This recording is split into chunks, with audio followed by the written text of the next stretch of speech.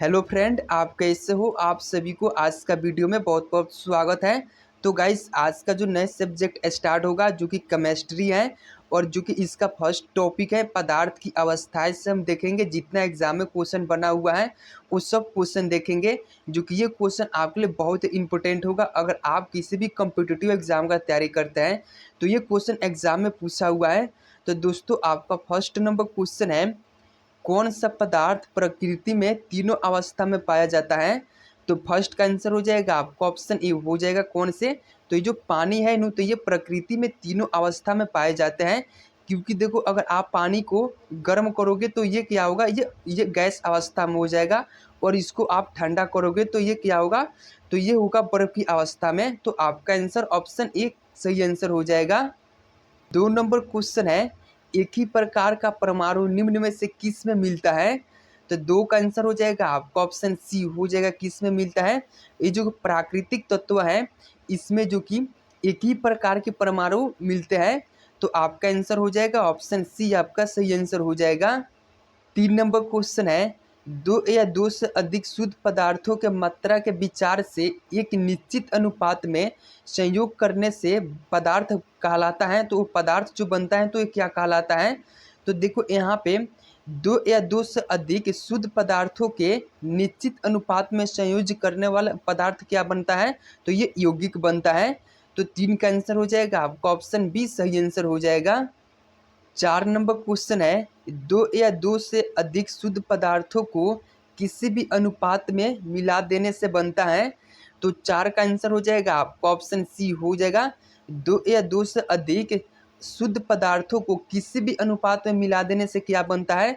तो मिश्रण बनता है। और वही जो कि निश्चित अनुपात में मिला देने से क्या बनता है? तो यौगिक बनता है।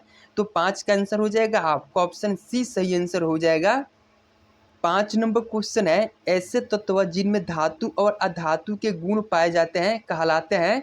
तो 5 का आंसर हो जाएगा आपका ऑप्शन बी हो जाएगा। ऐसे तत्व जिनमें धातु और अधातु के गुण पाए जाते हुए क्या कहलाते हैं? तो ये उपधातु कहलाते हैं। तो आपका आंसर हो जाएगा ऑप्शन बी। 6 नंबर क्वेश्चन है, कौन सी धातु विद्युत की कुचालक है। कुचालक का मतलब होता है विद्युत का प्रभाव इसमें नहीं होता है। तो 6 का आंसर हो जाएगा आपका ऑप्शन सी हो जाएगा। कौन से? तो लेड धातु, जो कि ये क्या है, तो ये धातु विद्युत की कुचालक है। तो 6 का आंसर हो जाएगा आपका ऑप्शन सी। 7 नंबर क्वेश्चन है, किस धातु में धातुई चमक पाई जाती है। तो 7 का आंसर हो जाएगा आपका ऑप्शन सी हो जाएगा, उपयुक्त दोनों। जो कि यहाँ पे ऑप्शन ए में है ग्रेफाइट, इसमें भी क्या होता है, तो ये धातु अधातु है लेकिन ये धातु चमक इसमें पाई जाती है, और आयोडीन में भी। तो 7 का आंसर हो जाएगा आपका ऑप्शन सी। 8 नंबर क्वेश्चन है, निम्न में से कौन से उपधातु है। तो आपको इसमें से बताना है कि कौन से उपधातु है। तो 8 का आंसर हो जाएगा आपका ऑप्शन डी हो जाएगा। ये सभी उपधातु है, क्योंकि ऑप्शन ए में है यहाँ पे आर्सेनिक, और ऑप्शन बी में है एंटीमनी, और ऑप्शन सी में है बिस्मथ। ये जो कि तीनों क्या है, तो ये तीनों उपधातु हैं। तो 8 का आंसर हो जाएगा आपका ऑप्शन डी। 9 नंबर क्वेश्चन है, निम्न में से कौन एक यौगिक है। तो आपको इनमें से बताना है कि कौन से यौगिक है। तो 9 का आंसर हो जाएगा आपका ऑप्शन डी हो जाएगा। कौन से? तो ये जो अमोनिया है नो, ये क्या है, ये यौगिक है। तो 9 का आंसर हो जाएगा आपका ऑप्शन डी करेक्ट आंसर हो जाएगा।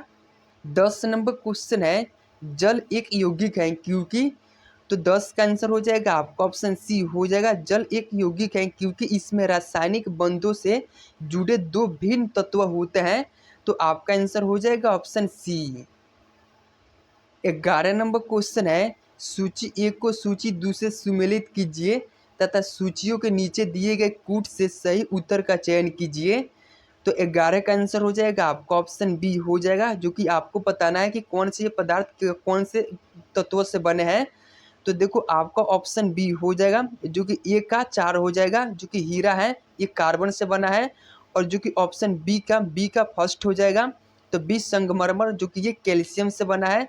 और जो सी का 2 हो जाएगा, तो रेत जो कि है ये सिलिकॉन से बना है। और आपका ऑप्शन डी ये जो कि 3 हो जाएगा। तो डी का ये जो माणिक्य है ये एल्युमिनियम से बने हैं। तो 11 का आंसर हो जाएगा आपका ऑप्शन बी।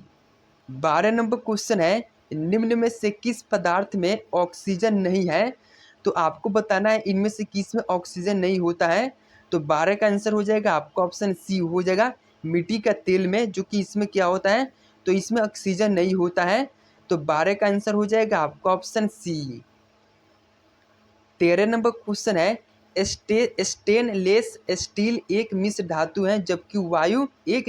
तो देखो यहाँ पे स्टेनलेस स्टील एक मिश्र धातु है और जबकि वायु एक, तो वायु भी एक मिश्रण है। तो आपका आंसर हो जाएगा ऑप्शन ए। 14 नंबर क्वेश्चन है, निम्न में से कौन सा ना तो तत्व है और ना ही यौगिक है? तो 14 का आंसर हो जाएगा आपका ऑप्शन ए हो जाएगा, कौन से? तो देखो यहाँ पे वायु जो कि है ना, तो ये ना तत्व है और ना ही यौगिक है। वायु क्या है, तो ये मिश्रण है। तो 14 का आंसर हो जाएगा आपका ऑप्शन ए। 15 नंबर क्वेश्चन है, पदार्थ के चतुर्थ अवस्था है। तो 15 का आंसर हो जाएगा आपका ऑप्शन सी हो जाएगा, पदार्थ के चतुर्थ अवस्था प्लाज्मा है। तो 15 का आंसर हो जाएगा आपका ऑप्शन सी। 16 नंबर क्वेश्चन है, निम्न में से कौन एक यौगिक है? तो आपको बताना है इनमें से कौन एक यौगिक है। तो 16 का आंसर हो जाएगा आपका ऑप्शन सी हो जाएगा, कौन से? तो ये जो रेत है नो, तो ये क्या है, ये यौगिक है। तो 16 का आंसर हो जाएगा आपका ऑप्शन सी। 17 नंबर क्वेश्चन है, विरंजक चूर्ण क्या है? तो आपको बताना है विरंजक चूर्ण क्या है। तो 17 का आंसर हो जाएगा आपका ऑप्शन बी हो जाएगा, विरंजन चूर्ण, जो कि ये यौगिक है। तो 17 का आंसर हो जाएगा आपका ऑप्शन बी। 18 नंबर क्वेश्चन है, निम्न में से कौन सा मिश्र नहीं है? तो आपको इनमें से बताना है कि कौन से मिश्र नहीं है। तो 18 का आंसर हो जाएगा आपका ऑप्शन ए हो जाएगा, कौन से? तो ये ग्रेफाइट जो है ये मिश्र नहीं है। तो आपका आंसर हो जाएगा ऑप्शन ए। 19 नंबर क्वेश्चन है, बारूद होता है। तो बारूद क्या है, तो ये मिश्रण है, कई सारे तत्व इसमें मिलकर बने होते हैं। तो आपका आंसर हो जाएगा ऑप्शन सी। 20 नंबर क्वेश्चन है, कोयला है। तो कोयला क्या है? तो ये जो कोयला है ना, ये तत्व है। तो 20 का आंसर हो जाएगा आपका ऑप्शन ए। 21 नंबर क्वेश्चन है, हीरा है। तो हीरा भी क्या है, ये तत्व है। तो 21 का आंसर हो जाएगा आपका ऑप्शन ए। 22 नंबर क्वेश्चन है, विश्व का प्रत्येक पदार्थ अत्यंत सूक्ष्म कणों से मिलकर बना है, यह सर्वप्रथम किसने कहा? तो 22 का आंसर हो जाएगा आपका ऑप्शन बी हो जाएगा, कि विश्व का प्रत्येक पदार्थ अत्यंत सूक्ष्म कणों से मिलकर बना है, यह सर्वप्रथम किसने कहा था? तो ये कर्नाट ने सर्वप्रथम कहे थे। तो आपका आंसर हो जाएगा ऑप्शन बी। 23 नंबर क्वेश्चन है, निम्न में से यौगिक कौन सा है?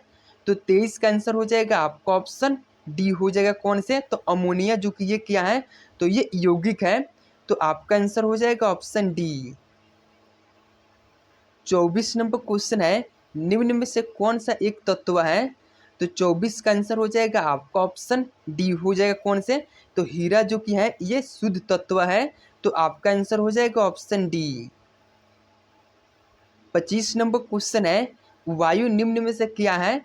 तो जो वायु है ना, ये मिश्रण है, क्योंकि वायु में अनिश्चित मात्रा में कई सारी गैसें होती हैं, जैसे इसमें नाइट्रोजन, ऑक्सीजन और कई सारी गैसें हैं। तो ये क्या है, वायु? तो ये वायु मिश्रण है। तो आपका आंसर हो जाएगा ऑप्शन सी। 26 नंबर क्वेश्चन है, निम्न में से कौन सा रासायनिक यौगिक है?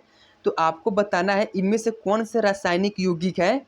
तो 26 का आंसर हो जाएगा आपका ऑप्शन सी हो जाएगा, कौन से? तो अमोनिया जो है नो, ये रासायनिक यौगिक है। तो 26 का आंसर हो जाएगा आपका ऑप्शन सी। 27 नंबर क्वेश्चन है, निम्न में से मिश्रण है।